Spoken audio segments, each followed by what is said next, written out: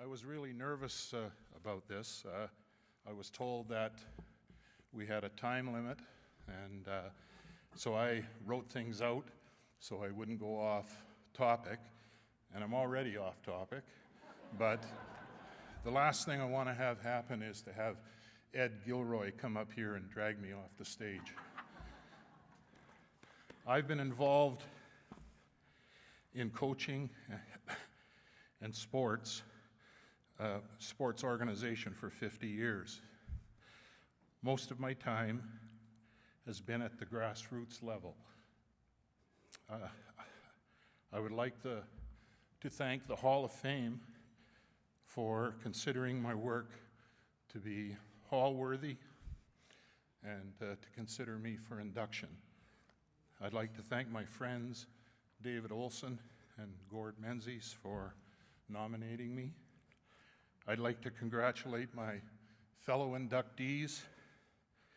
Their feats at the national, international, and professional level make my inclusion truly humbling.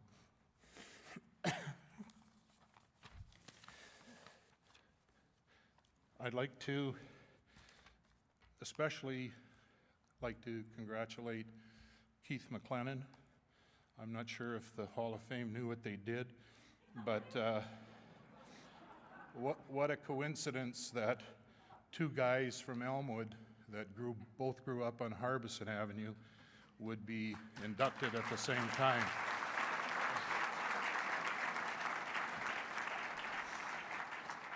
There's an old saying in Elmwood, as a kid, you grow up with a lacrosse stick in one hand and a baseball glove on the other hand, and Keith and I are, I guess, living proof of that. There's a lot of Elmwood people in the building here today, and I think I'd just like to remind them about City Ordinance 422 that limits the number of Elmwood people that can gather at a public function. So if you misbehave tonight, say that you're from North Kildonan.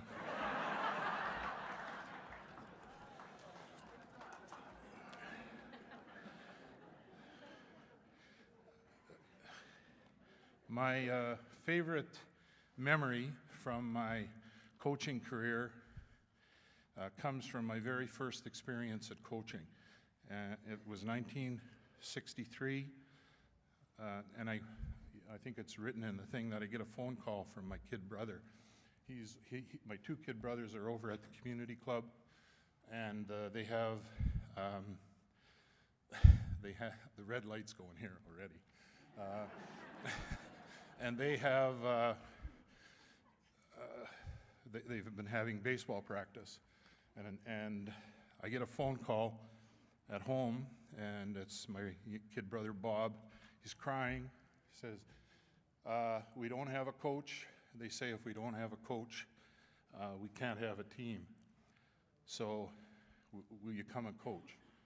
And of course I say, yes, I'll come, and I head over to the community club, and I get there, and I'm surrounded by a whole pack of hooligans with different baseball, all in baseball uniforms, but none of them matched.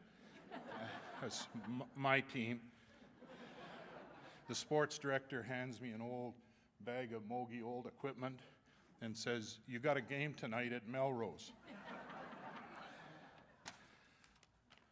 We have no cars other than my little Hillman with, 1950 Hillman with those little doohickeys on the side to show that you're turning.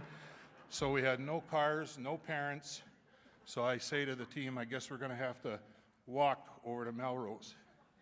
And a gasp goes up.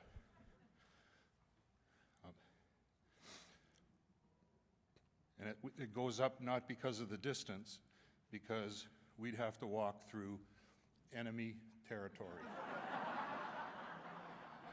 The boundary between Elmwood and East Kildonan is Harbison Avenue.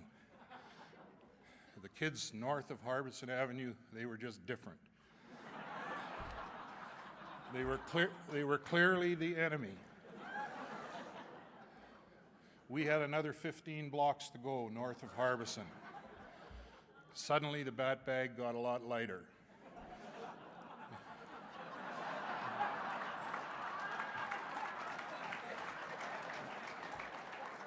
And we set off in a cloud of dust heading down Watt Street. We arrived without incident to find the other team out on the field in snazzy blue uniforms, and boy, are they big. And we find out that we're playing in a 10-year-old league. My two brothers are 7 and 8, and most of the other kids on my team are 7 and 8. I'd like to say we won, but we didn't. While we were playing, we overheard on our bench that these kids from Chalmers are nothing but a bunch of ragamuffins. And on the way home, we weren't really sure what that meant, but we figured out that it was because we didn't have matching uniforms. Over the next few weeks, I recruited family and friends and a few volunteers, and we began a long process of fundraising, diamond building, and recruitment of coaches. Within 5 years, we had 20 Little League teams playing out of the community center, and we were winning Little League championships. Within 10 years,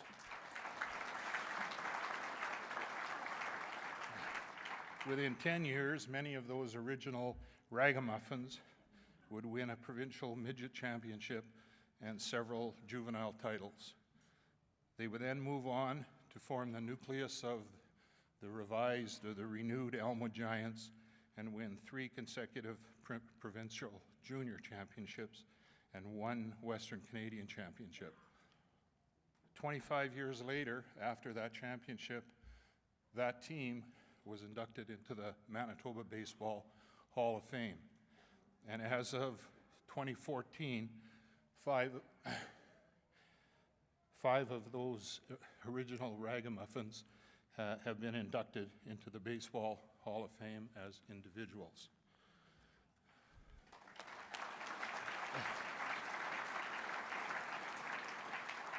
So I have to thank that first group of players that played for me and all of the other kids that played for me down through the years. I learned from them that coaching was fun and that I was pretty good at it. My first experience as a coach had led directly into my career as a teacher and to my lifelong involvement as a coach. I'd like to thank all of the people who coached me and those coaches that I worked with. Many of them are here tonight. Before the days of coaching certification, I learned philosophy, techniques, fundamentals, drills, strategies from them. The formula of recruiting family and friends worked again in 1971 with the foundation or formation of the Eastside Eagles Football Club. And then again in 1977 with the rejuvenation of the Elmwood Giants. From very humble beginnings, where these programs are today is amazing, and it must be credited to the great volunteers and board of directors of both of those organizations. They've kept the dream alive.